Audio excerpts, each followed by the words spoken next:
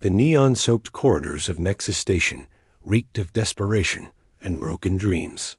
Marcus Reed navigated the maze of illegal vendors and black market dealers with practiced ease, his weathered leather jacket creaking with each step. At 35, he'd seen enough of the galaxy's underbelly to know that everyone here was running from something or someone. His target today was Thorn, a Cathari merchant who'd been dodging payments for 3 months. The blue-skinned alien had borrowed heavily from Marcus's employer to fund a smuggling operation that went spectacularly wrong. Now it was time to collect. Marcus found Thorn's stall tucked between a weapons dealer and a memory merchant, its holographic sign flickering intermittently. The Cathari himself was hunched over a datapad, his 4 arms working frantically as he tried to balance books. That would never balance. Thorn. Marcus's voice cut through the ambient noise at the station like a blade. The alien's orange eyes widened with recognition and fear. "Marcus, my friend, I was just about to contact you. The payment, it's almost ready, 3 months overdue." Marcus stepped closer, his imposing frame casting a shadow over the smaller alien. 60,000 credits, plus interest. My employer's patience has limits. Thorn's scales rippled with nervous energy. "Please, you must understand. The Rigel job was a setup. The cargo was intercepted, my ship impounded. I have nothing left to." "Everyone has something left," Marcus interrupted. His gray eyes, cold as space itself, swept over the meager collection of stolen goods and contraband that comprised Thorn's inventory. "The question is whether you're smart enough to offer it before I take it." The Cathari wrung his hands, a gesture that looked peculiar with 4 arms. "There is something. Not credits, but valuable. Very valuable." Marcus raised an eyebrow. "I don't deal in stolen art or cultural artifacts. Too much heat." No, nothing like that." Thorn glanced around nervously, then beckoned Marcus to follow him behind a curtain that separated the stall from a storage area. "This is special, unique." In the dim light of the storage room, Marcus saw her. She sat on a simple metal chair, her posture straight despite the energy restraints around her wrists. Her skin held a subtle luminescence that seemed to pulse with her heartbeat, a soft, pearl-white glow that made her appear almost ethereal.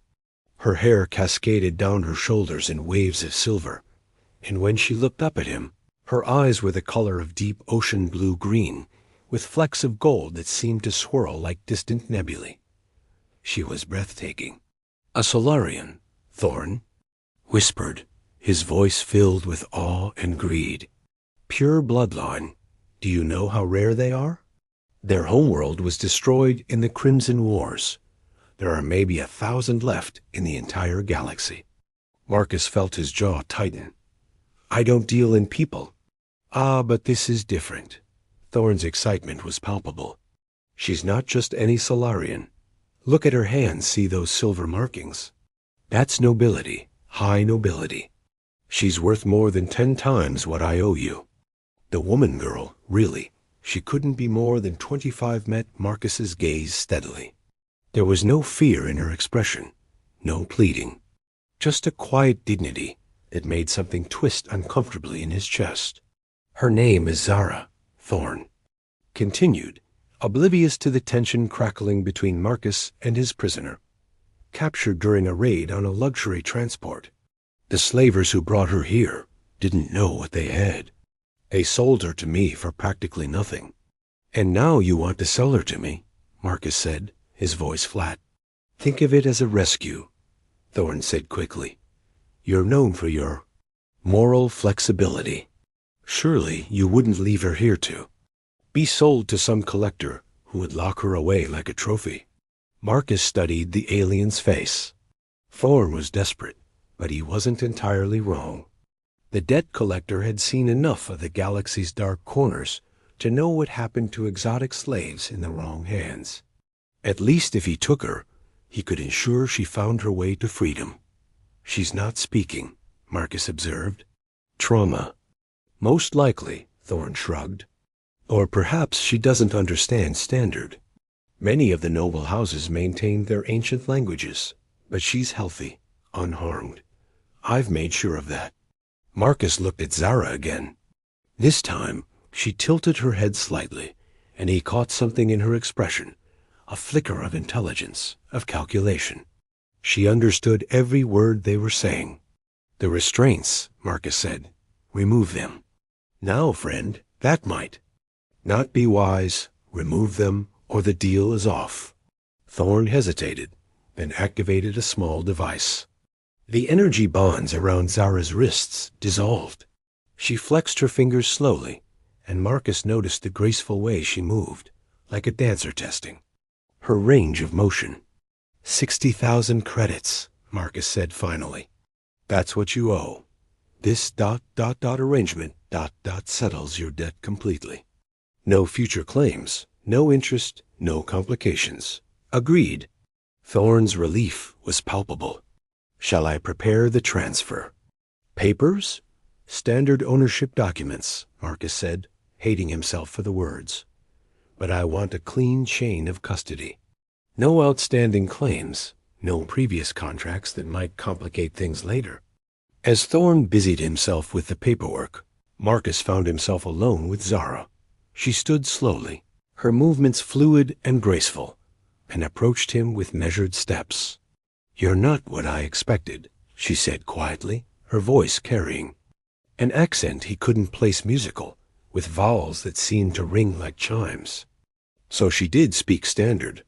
And what did you expect? Someone crueler. She studied his face with those mesmerizing eyes. Someone who would not hesitate to continue this charade. What makes you think I'm hesitating? A small smile played at the corners of her mouth. Because you haven't asked me if I consent to this arrangement. Most buyers would simply assume ownership and move on. Marcus felt heat rise in his cheeks. This isn't what I do. I collect debts, not people.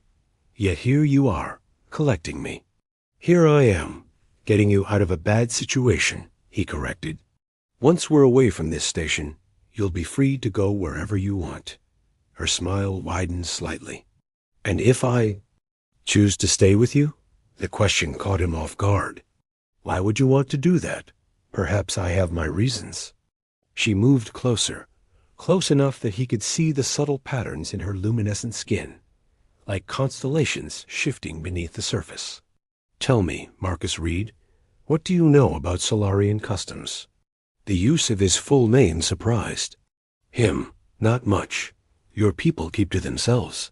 We do. But we also believe in destiny, in the idea that certain encounters are written in the stars themselves. She reached up, her fingers barely grazing his cheek. Do you believe in destiny, Marcus? Before he could answer, Thorn returned with the documents. Everything is in order. The transfer is complete. She's yours now, free and clear. Marcus signed the papers with mechanical precision, each stroke of his stylus feeling like a betrayal of his own principles. When it was done, he looked at Zara. Are you ready to leave?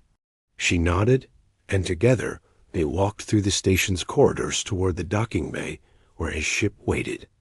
Marcus was acutely aware of the looks they drew. A human debt collector and a luminous Solarian woman walking side by side.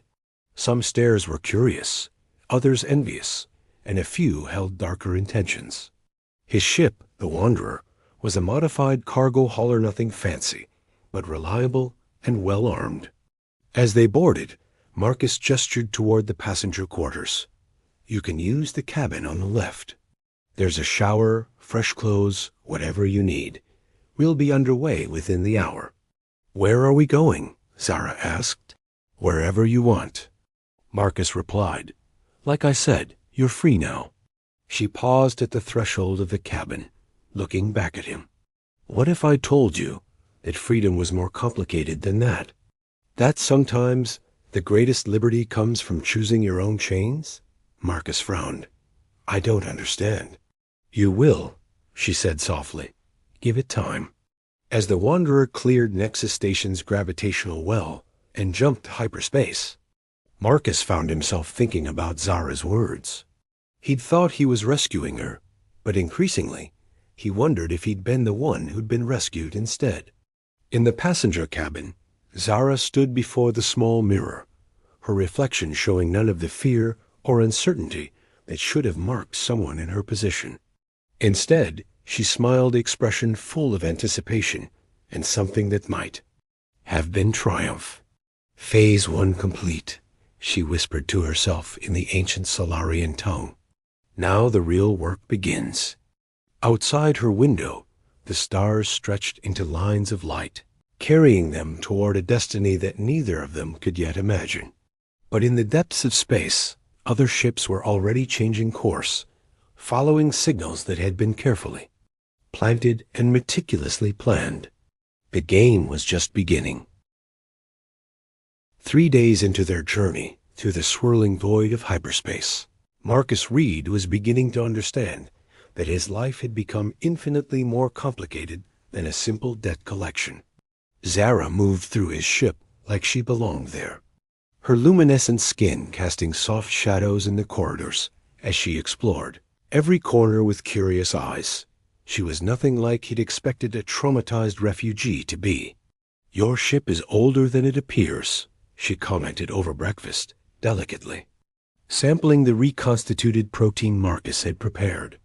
Even the simple act of eating seemed graceful when she did it. 47 years, Marcus replied, watching her over his coffee cup. Built during the Outer Rim conflicts. She's been modified so many times, there's barely any original hull left. Yet you maintain her perfectly. Zara's ocean-deep eyes swept over the pristine galley. Every surface clean, every system optimized. This ship is more than transportation to you. Marcus felt heat rise in his cheeks. She's home. Home. Zara repeated the word like she was tasting it. Tell me, Marcus, what makes a place home? Is it the walls, the memories, or the people we share it with? Before he could answer, the ship's proximity alarm shattered the moment. Marcus was on his feet. Instantly, his hand moving instinctively to the blaster at his hip. "Stay here," he ordered, already heading for the cockpit. The sensor display showed a single ship pacing them through hyperspace, a sleek interceptor with military-grade stealth systems. It had been following them for hours, staying just at the edge of detection range. Pirates? Zara's voice came from behind him. She'd followed despite his instruction, her face calm but alert. Maybe. Marcus's fingers flew over the controls, trying to identify their pursuer. Could be bounty hunters. I've made some enemies over the years. Or they could be looking for me, Zara said quietly. Marcus turned to face her. What aren't you telling? Me? She moved to the co-pilot's chair, settling into it with familiar ease.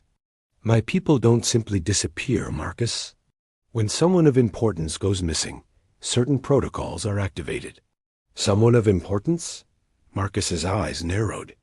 Thorn said you were nobility, but Thorn knew less than he thought he did.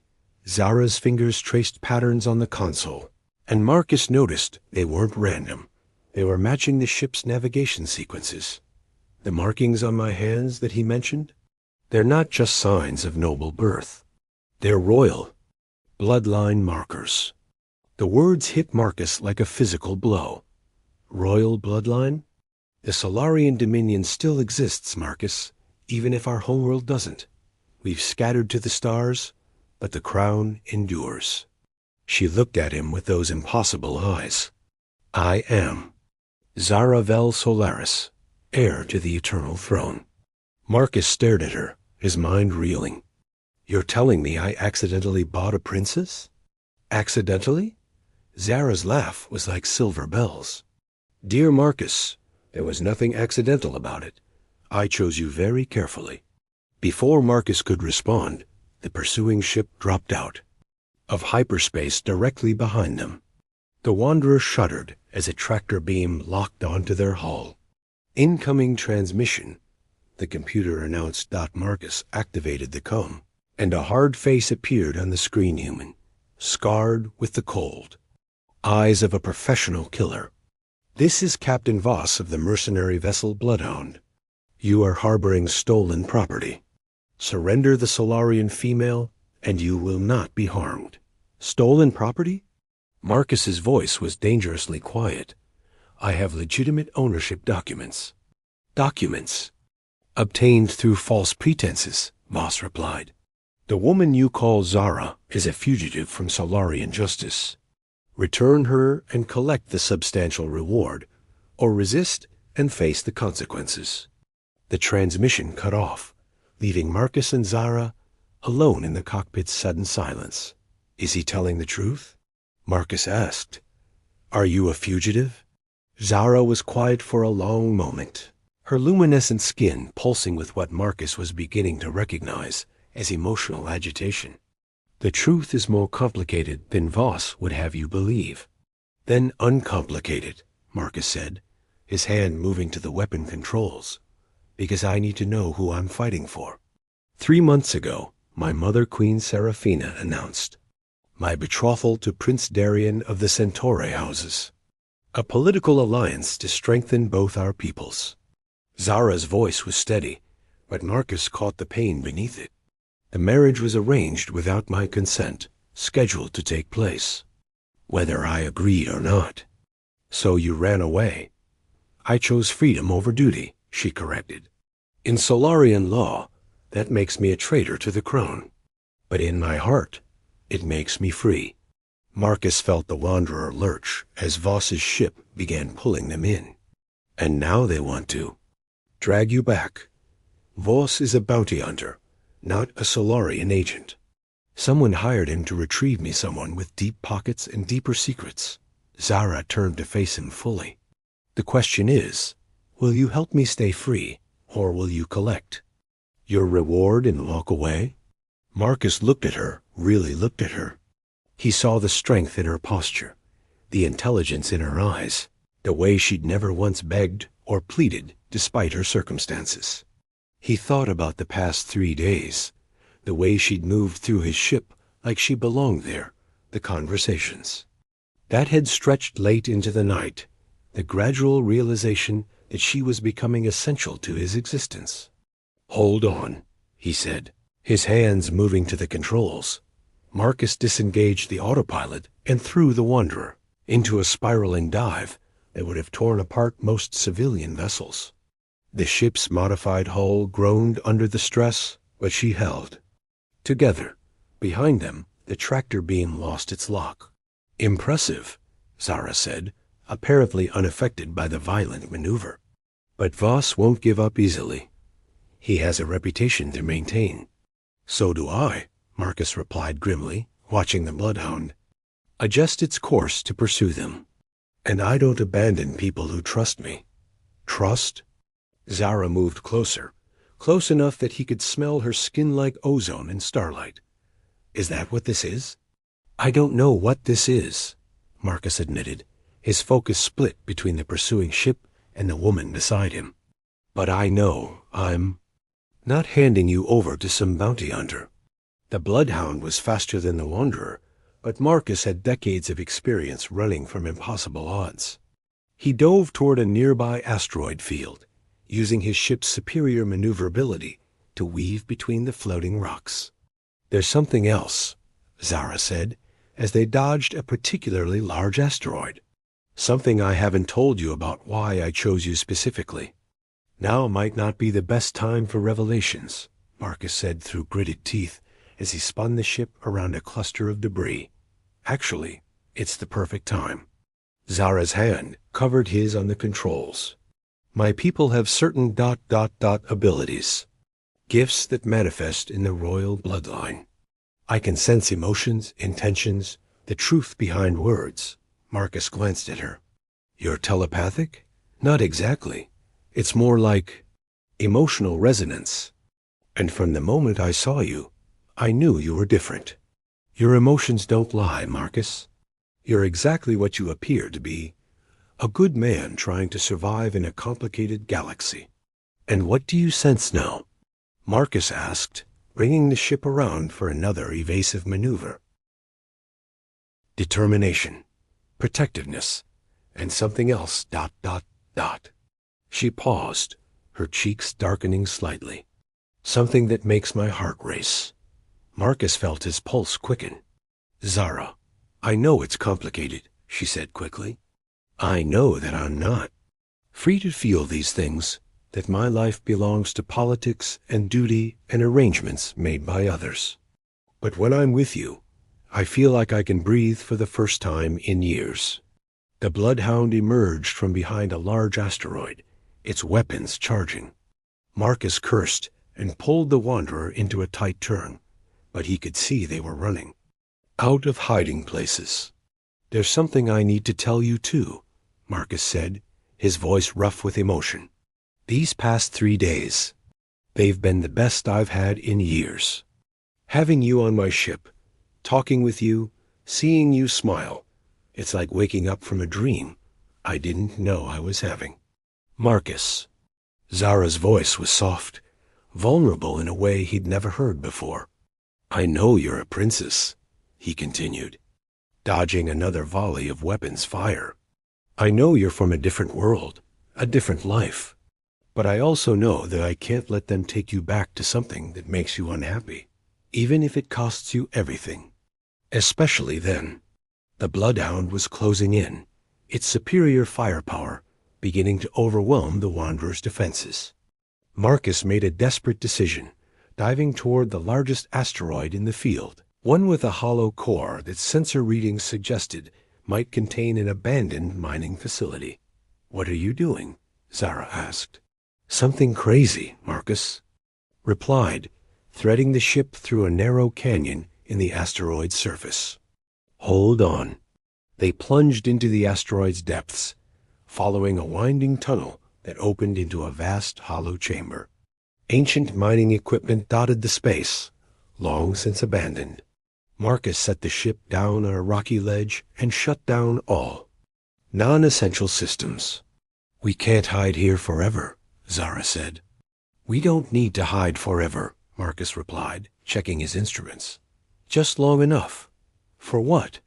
Marcus turned to face her, and in the dim light of the emergency systems, her luminescent skin seemed to glow brighter. For you to tell me everything. No more secrets, no more half-truths. If we're going to face this together, I need to know what we're really up against. Zara was quiet for a long moment. When she spoke, her voice was barely above a whisper. The marriage, too. Prince Darien isn't just political. It's part of a larger plan, one that would give him and his allies control over the Solarian fleet. My mother believes she's securing peace, but she's actually enabling a coup. A coup? Darien's father, Regent Malachar, has been maneuvering for years to seize control of the Dominion. The marriage would legitimize his claim, and once he has the crown, she shuddered. He would use our people as weapons, turn the Solarian fleet into an instrument of conquest. Marcus felt the pieces clicking together. So, you're not just running from an arranged marriage. You're trying to prevent a war. Yes, and the only way to do that is to stay free long enough to expose Malachar's true intentions. Zara moved. Closer, her eyes reflecting the ship's emergency lighting. But I can't do it alone, Marcus. I need someone I can trust. Someone who isn't part of the political games and ancient rivalries. Someone like a debt collector with a reputation for keeping his word. Someone like the man who would risk everything to protect strangers. Freedom. She reached up, her fingers tracing the line of his jaw. Someone who makes me feel like I could have a choice in my own destiny. Marcus caught her hand, holding it against his cheek. Zara, you should know I'm not good at being a hero. I'm just a man who collects debts and fixes problems. And I'm just a woman who wants to save her people, and maybe, if I'm very lucky, find something worth saving them for. She moved closer, until they were sharing the same breath. I think we make a good team. Before Marcus could respond, the ship's sensors detected movement outside. Voss had found them. "Time to go," Marcus said, moving to the controls. "Wait." Zara's hand on his arm stopped him. "Before this gets more complicated, before we face whatever's coming next, I want you to know something." "What?" "I chose you." Marcus Reed. "Out of all the people in this galaxy, all the heroes and princes and warriors, I chose you. Not because you're perfect, but because you're real. Because when you look at me, you see Zara, not a princess or a political asset or a prize to be won." Marcus felt something shift inside him, like a door opening onto a room he'd never known existed. "And when I look at you, I see the most extraordinary woman I've ever met. Royal bloodline or not." She smiled, and the expression transformed her face completely. "And let's save the galaxy together, shall we?" As the Wanderer lifted off from the asteroid and prepared to face whatever Voss had planned, Marcus realized that his life had indeed become infinitely more complicated. But for the first time in years, complicated didn't feel like a burden. It felt like a gift. Haven Station hung in the void like a metallic flower, its spiraling arms extending into space to accommodate ships from 100 different worlds. As a neutral trading post at the crossroads of 3 major star systems, it was the perfect place. To disappear or to be found out, Marcus guided the Wanderer through the station's traffic control patterns, his eyes constantly checking for signs of pursuit. They'd managed to lose Captain Voss in the asteroid field, but the bounty hunter was nothing if not persistent. It would only be a matter of time before he tracked them here. "Docking Bay 17, Zara said, reading the assignment from the Come panel. "We should be able to blend in with the civilian traffic." "For a while," Marcus agreed, bringing the ship into its berth. "But we can't run forever. Eventually, we're going to have to face whatever's chasing us." Zara was quiet as they went through the docking procedures. Over the past week, Marcus had learned to read her moods through the subtle changes in her luminescent skin, the way it brightened when she was happy, dimmed when she was troubled. Right now, she was practically glowing with nervous energy. "There's something else," she said finally. "Something I didn't tell you about Haven Station." Marcus looked up from the control panel. "What kind of something?" "I have contacts here. People who can help us." She hesitated. "People from my former life. Solarian agents?" "My former tutor, Ambassador Kelm Valferris. He's been working on Haven Station for the past 2 years, officially as a trade representative, but actually keeping watch for threats to the Dominion." Zara's hands twisted together. "If anyone can help us expose Malaker's conspiracy, it's him." Marcus felt a familiar tightness in his chest. "And you didn't mention this before, because involving him means stepping back into the world I was trying to escape. It means acknowledging that I'm still Princess Zara Vel Solaris, with all the responsibilities that entails." She looked at him with those impossible eyes. "And because I knew that once we made contact, everything would become more complicated. More complicated than being chased by bounty hunters? Much more complicated." They made their way through Haven Station's bustling corridors, past vendors selling everything from Centauri silk to Martian crystals. The station's artificial gravity felt strange after a week in space, and Marcus found himself staying close to Zara as they navigated the crowds. She'd changed her appearance before leaving the ship. Her luminescent skin now appeared merely pale, her silver hair hidden beneath a simple headscarf. But even disguised, she moved with an unconscious grace that drew attention from passers-by. "There," she said, pointing to a modest storefront wedged between a cantina and a weapons dealer. "Keln's office is through the back." The shop sold books actual, physical books like the ones Marcus collected. The proprietor, a tall humanoid with the elongated features of a Solarian, looked up as they entered. His eyes widened when he saw Zara, even disguised. "Princess," he whispered, then caught himself. "That is, Welcome to my shop. How may I help you? Hello, Keln, Zara said softly. We need to talk. Ambassador Keln Vel Ferris led them through a hidden door into a back room that looked nothing like the bookshop it hid behind. Banks of sophisticated communication equipment lined the walls, and star charts covered every available surface. This was the nerve center of Solarian intelligence operations in the neutral zone. Your Highness, Keln said once they were secure, your mother has been frantic. When you disappeared from the monastery, she feared the worst. I'm not here to discuss my mother's fears, Zara replied, her voice taking on an edge of authority Marcus had never heard before. I'm here to discuss Prince Darien and his father's true intentions. Keln's expression darkened. You know about the coup? I know about it, and I have evidence. Zara activated a small device, and a holographic display filled the air between them. Financial records, communication logs, troop movements, all indicating that Regent Malachar has been preparing to seize control of the Dominion the moment the marriage is finalized. Marcus watched the display with growing alarm. The evidence was overwhelming. Malachar had been systematically placing his supporters in key positions throughout the Solarian fleet, while funneling resources to mercenary groups that would support his claim to the throne. This is more extensive than we suspected, Keln admitted. But presenting this evidence will be extremely dangerous. Malachar has supporters even within the Royal Guard, which is why I need someone I can trust absolutely, Zara said, looking at Marcus. Someone who isn't part of the political games. Keln followed her gaze, his expression skeptical.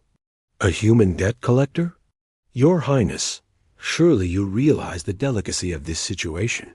I realize that Marcus Reed is the most honorable man I've ever met, Zara interrupted, and that he's already risked everything to help me, asking nothing in return. Nothing? Keln's eyebrows rose. And what do you expect in return, Mr. Reed? Marcus felt the weight of both their gazes. I expect nothing. I want her to be free to make her own choices, even if those choices take her away from you. The question hit harder than Marcus had expected. He looked at Zara, seeing the conflict in her eyes, duty warring with desire, responsibility clashing, with the freedom she'd fought so hard to achieve. Especially then, he said quietly. Before anyone could respond, alarms began blaring throughout the station. The communication equipment crackled to life with emergency broadcasts. Attention all vessels, came the announcement. Haven Station is now under martial law. All ships are to remain in their berths, pending inspection by Imperial forces. Imperial forces? Marcus frowned. The Empire has no jurisdiction here. Keln's face had gone pale. Unless they have an invitation from someone with legal authority to issue one. The shop's front door chimed, and through the security monitors, they could see armed soldiers entering the bookshop. But these weren't Imperial troops, the uniforms were Solarian. Malachar's people, Zara whispered. They've found us. Emergency. Exit, Keln said, moving to a section of wall that slid aside to reveal a maintenance tunnel. This leads to the lower levels. You can... Ambassador Keln Vel Ferris, a voice called from the shop. By order of Prince Darien Vel Centauri, you are commanded to surrender Princess Zara Vel Solaris for immediate return to the Dominion. Through the monitors, they could see Prince Darien himself stepping into the shop. He was tall and elegantly built with the refined features of Centauri nobility. Everything about him spoke of wealth, power, and absolute confidence in his right to command. My betrothed, Zara said, her voice filled with disgust. Your fiancé, Darien corrected, somehow, hearing her through the walls. And you will address me with the respect due to your future husband. I will address you as what you are, Zara replied, stepping into the main shop despite Marcus's attempt to stop her. Puppet for your father's ambitions. Darien's smile was cold and perfect. Ah, my dear Zara, still as spirited as ever. That will make breaking you to proper obedience all the more satisfying. Marcus felt rage building in his chest. You're not taking her anywhere? And you are? Darian's gaze shifted to Marcus with obvious disdain. A human mercenary? How quaint. Tell me, was she worth the credits you paid for her? She's not property, Marcus growled, his hand moving to his weapon. Of course she is. She's a princess of the Solarian Dominion, bred for political alliance and strategic advantage. Her personal preferences are irrelevant. Darian gestured too. His soldiers. Secure the princess. Kill the human. Wait, Zara said, stepping between Marcus and the approaching soldiers. You want me to come willingly? Then I propose a bargain. Darian raised an eyebrow. You're hardly in a position to negotiate. Aren't I? Zara's skin began to glow brighter, and Marcus realized she was tapping into whatever abilities she'd mentioned. I know about your father's plan, Darian. I know about the coup, the mercenary contracts, the systematic replacement of loyal officers with your supporters. Accusations without proof. I have proof. Zara's voice was steady, but Marcus could see the tension in her shoulders. And I have something else, a choice. Come with you now, willingly, and I'll keep that proof to myself. But if you harm Marcus, if you hurt anyone I care about, that evidence gets transmitted to every news service in the galaxy. Darian's perfect composure cracked slightly. You would betray your own people? I would save them from a tyrant wearing the mask of a prince. Zara looked back at Marcus, and he saw a lifetime of love and regret in her eyes. I'm sorry, Marcus. I'm sorry for bringing you into this, and I'm sorry for what I have to do now. Zara, don't. I have to. Her voice was barely a whisper. It's the only way to keep you safe, and it's the only way to save my people from Malaker's ambitions. She turned back to Darian. I'll come with you willingly, but I want your word that Marcus and Ambassador Kellan will be allowed to leave Haven Station unharmed. Done, Darian said immediately. Though I hardly see why you'd waste such concern on temporary diversions. Marcus felt something break inside him as Zara walked toward her captor. This isn't over, he said. For you, it is, Darian replied.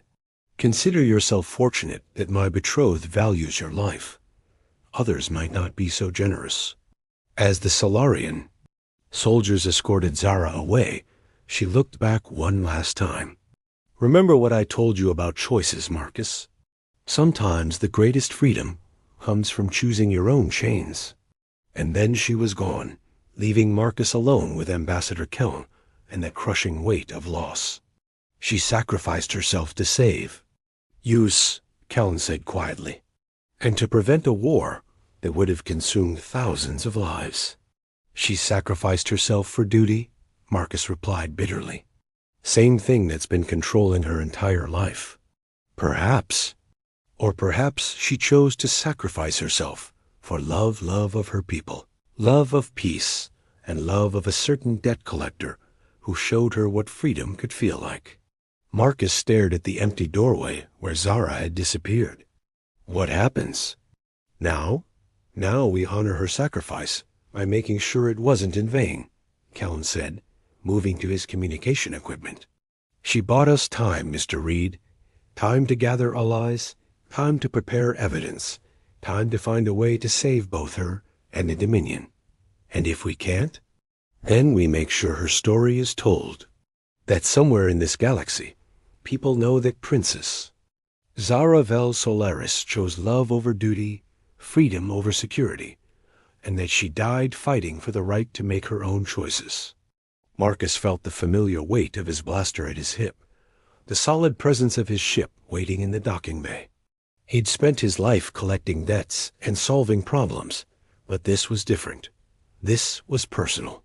Kellan, he said, his voice steady despite the storm raging inside him. I'm going to need everything you have on Malaker's operation. Ship movements, personnel files, financial records, everything. What are you planning? Marcus looked at the doorway one more time, remembering the feel of Zara's hand in his, the sound of her laugh, the way she'd looked at him like he was worthy of a princess's love. I'm going to collect a debt, he said. And this time the payment is going to be in full.